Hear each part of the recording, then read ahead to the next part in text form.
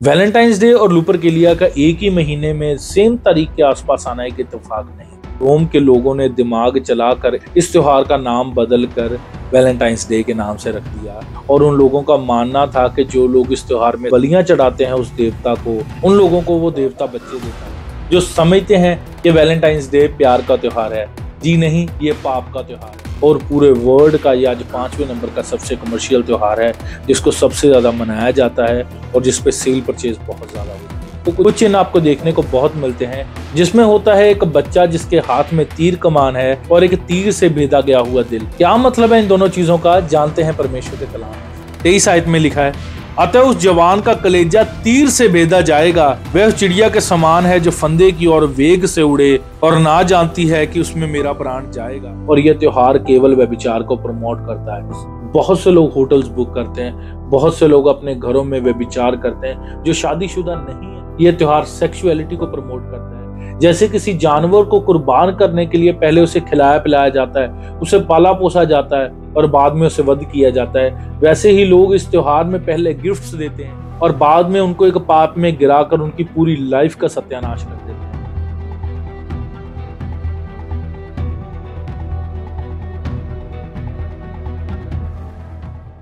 Praise the Lord, सबको जय मसीह की। आपका स्वागत है डॉक्टर जीसस यूट्यूब चैनल पे। Valentine's day, the festival of love, care, express your feeling to your loved ones, gifts and celebrations, all nonsense। ये आज तक जो सभी हमें इंटरनेट, फिल्म और सोशल मीडिया पे बातें बताई गई हैं, ये सब एक बहुत बड़ा झूठ है। आज की ये वीडियो डेडिकेट है उन सभी मसीही भाई बहनों को जो समझते हैं कि वैलेंटाइंस डे प्यार का त्योहार है, जी नहीं, ये पाप का त्योहार है। इसलिए इस वीडियो को ज्यादा से ज्यादा शेयर करना ताकि इस साल हमारा कोई भी मसीही भाई बहन सेलिब्रेट ना करे वैलेंटाइंस डे को, क्योंकि ये त्योहार है पाप का।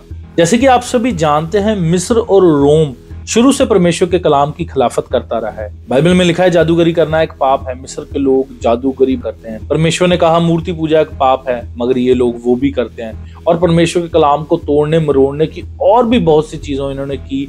इसलिए आज तक परमेश्वर के कलाम में जितनी भी छेड़छाड़ इन मिस्री और रोमी लोगों के द्वारा हुई, उतनी किसी ने नहीं की।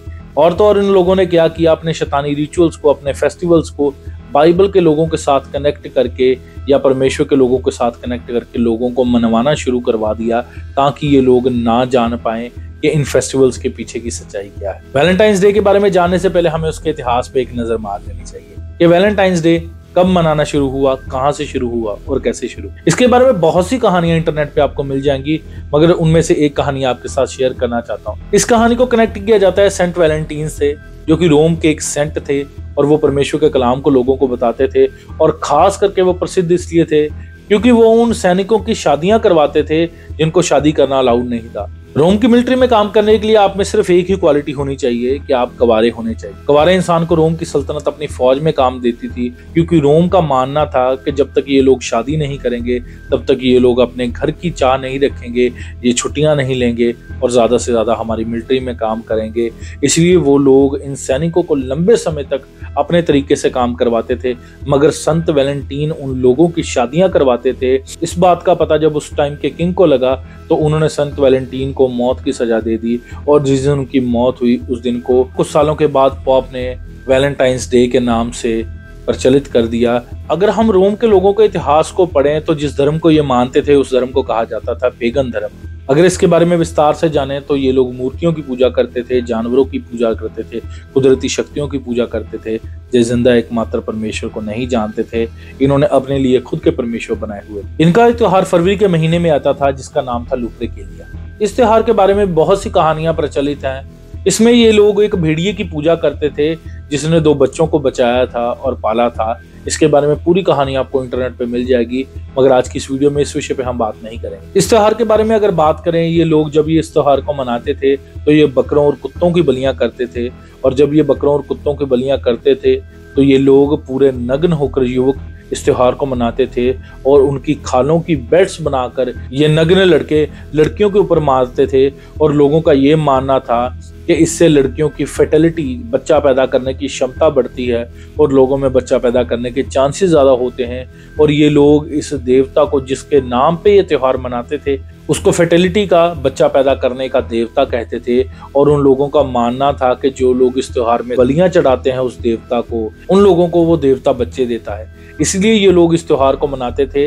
मगर पूरे रोम में जब मसीह का प्रचार बढ़ गया तो लोगों को ये सारी चीजें अश्लील लगने लगी, इसलिए इस त्योहार की प्रसिद्धि कम हो गई और रोम के लोगों ने दिमाग चलाकर इस त्योहार का नाम बदल कर वैलेंटाइंस डे के नाम से रख दिया। वैलेंटाइंस डे और लुपरकेलिया का एक ही महीने में सेम तारीख के आसपास आना एक इत्तेफाक नहीं था। ये एक प्री प्लान की गई साजिश थी जिसके तहत लोगों के द्वारा उस त्योहार की प्रसिद्धि भी मेंटेन की गई और पूरे वर्ल्ड का ये आज 5वें नंबर का सबसे कमर्शियल त्योहार है जिसको सबसे ज्यादा मनाया जाता है और जिसपे सेल परचेज बहुत ज्यादा होती है। इस त्योहार के बारे में अगर आप जाने, वैलेंटाइन डे पे आपको कुछ चिन्ह आपको देखने को बहुत मिलते हैं, जिसमें होता है एक बच्चा जिसके हाथ में तीर कमान है और एक तीर से भेदा गया हुआ दिल। क्या मतलब है इन दोनों चीजों का, जानते हैं परमेश्वर के कलाम में से। नीति वचन के 7 अध्याय की 6 आयत में लिखा गया है, मैंने एक दिन अपने घर की खिड़की से अर्थात अपने झरोके से झांका, तब मैंने भले लोगों में से एक निर्बुद्धि जवान को देखा। वह उस स्त्री के घर के कोने के पास की सड़क से चला जाता था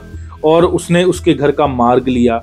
उस समय दिन ढल गया और सांध काल आ गया, वरन रात का घोर अंधकार छा गया।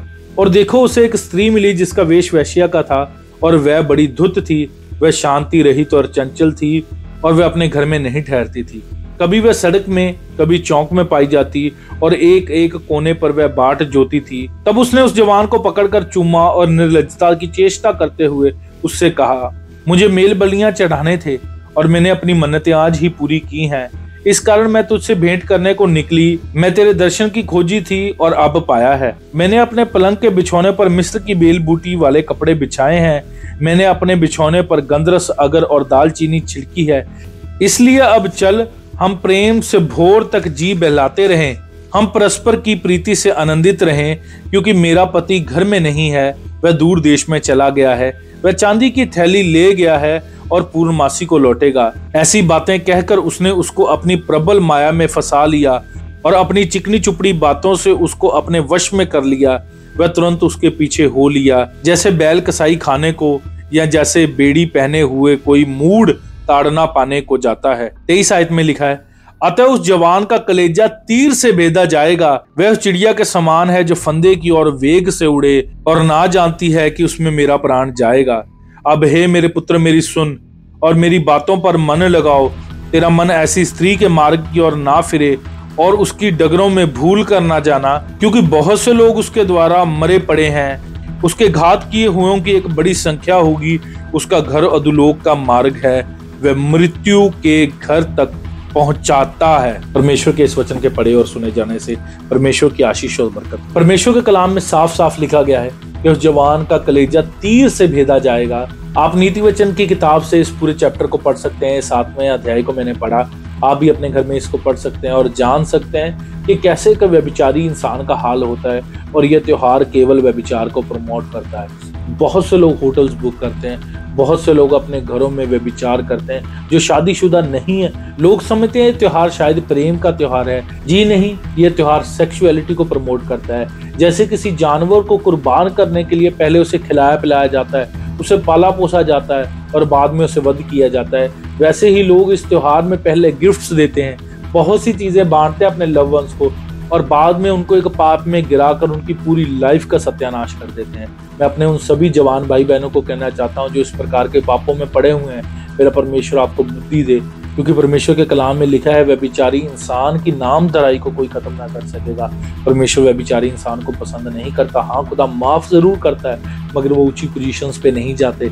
इसलिए आपको समझने की जरूरत है कि कैसे आप व्यभिचार से बाहर आ सकते हैं। अगर आपको ये वीडियो अच्छी लगी, इस वीडियो को शेयर जरूर करना अपने उन सभी भाई बहनों के साथ जिनकी आपको परवाह है। मेरा परमेश्वर आपको डेविल की युक्तियों को समझने की ताकत बख्शे। मेरा परमेश्वर आपकी बुद्धि में ज्ञान का वास करे ताकि आप समझ सकें कि शैतान किन चीजों से आपको गिराना चाहता है। मेरा परमेश्वर आपको एक कामयाब जीवन दे, मेरा परमेश्वर आपको एक संतुष्ट जीवन दे और ऐसे पापों से बाहर ले आए।